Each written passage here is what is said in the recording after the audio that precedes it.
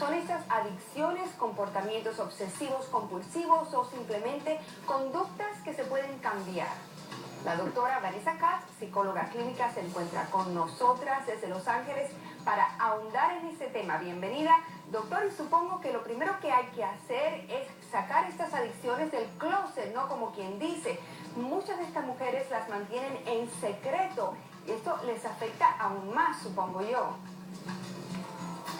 Definitivamente, hay normalmente una sensación de vergüenza que acompaña esto, especialmente porque es extraño, no es algo común y la gente lo esconde.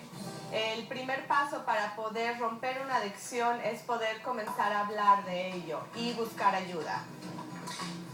Precisamente tenemos algunas preguntas, muchas preguntas de nuestros televidentes por medio de Facebook y refiriéndose a lo que tú estabas hablando. ¿Cómo saber, nos dice Edgar González, cuando hay algo que deja de ser un comportamiento normal o socialmente aceptable y se convierte en una adicción?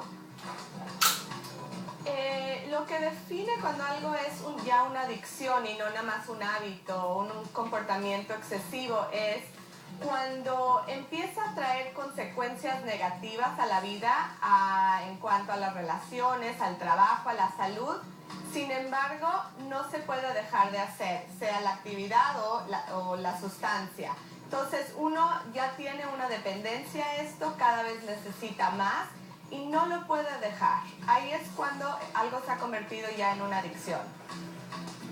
Y Vanessa, ¿cuáles serían algunas de estas que, por ejemplo, en casa, cuando se cría uno con una persona que pues tiene ese tipo de conducta, quizás se le considere una manía simplemente? Pero aparte de estas que estuvimos hablando de mujeres que ingieren pues papel higiénico o se alan el pelo constantemente y se quedan hasta calvas, ¿cuáles son otras de estas adicciones extrañas? Por ejemplo, cuando alguien chupa o muerde gis o come tierra, o por ejemplo, hay gente que está adicto a solearse. Entonces, se asolean 8 a 15 veces al mes, ya sea en camas de asolear o afuera al sol. Adicción a la cirugía plástica, adicción a los videojuegos, eso es algo más reciente. Adicción a la BlackBerry, alguien que no puede dejar de ver sus mensajes de email o estar conectado al internet al grado que se detiene su vida. Todo gira alrededor de estas actividades.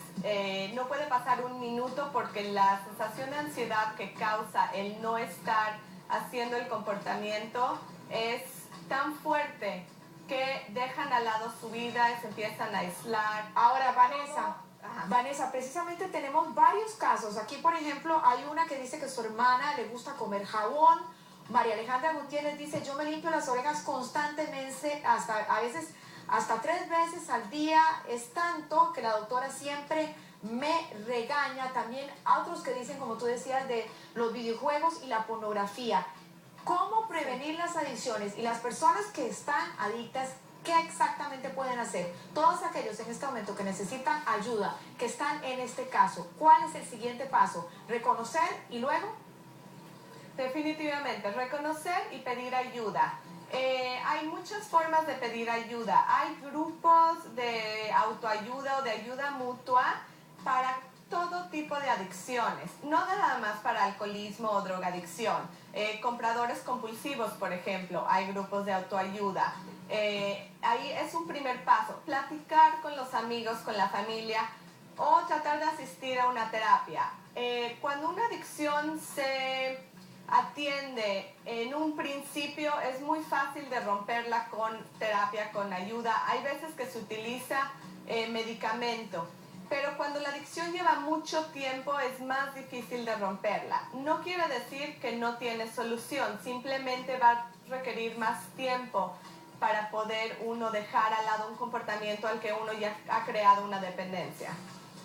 ¿Y cuál es la diferencia, digamos, entre una conducta que es obsesiva compulsiva y una adicción? Esta es una buena pregunta porque hay los dos tienen componentes de uno del otro.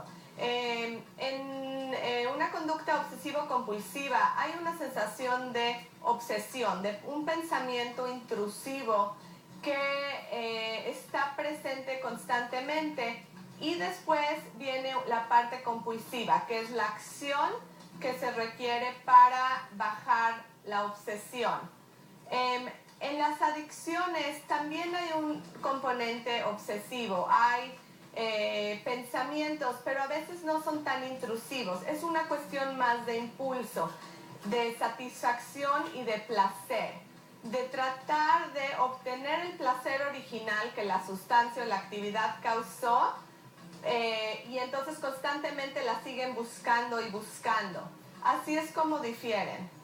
Ahora, lo que estaba mencionando anteriormente, Mercedes, las personas que rodean y que se dan cuenta que nuestro familiar, nuestro pariente, nuestro amigo tiene una adicción. ¿Cómo, si nos puedes dar un ejemplo práctico, un diálogo, cómo exactamente se debe abordar? ¿Se le dice qué? Se le dice que ha notado que el comportamiento que está haciendo no nada más lo está impactando a él mismo, sino que está impactando la relación con la persona, y que uno lo quiere y lo quiere ayudar, y que su adicción a esto está causando que existe una barrera entre la persona y el ser querido. Que cómo los puede ayudar, en vez de criticar, ser curioso, hacer preguntas con una base de curiosidad, de querer verdaderamente entender qué es lo que la adicción los está llevando a este comportamiento. Normalmente abajo de toda adicción hay sentimientos que uno está tratando de controlar o evadir. Bien. Entonces, sí. Bien, muchísimas gracias Claro por que todas estas pautas y estos consejos. Era la psicóloga Vanessa Katz desde Gracias, Los Ángeles. Y al regresar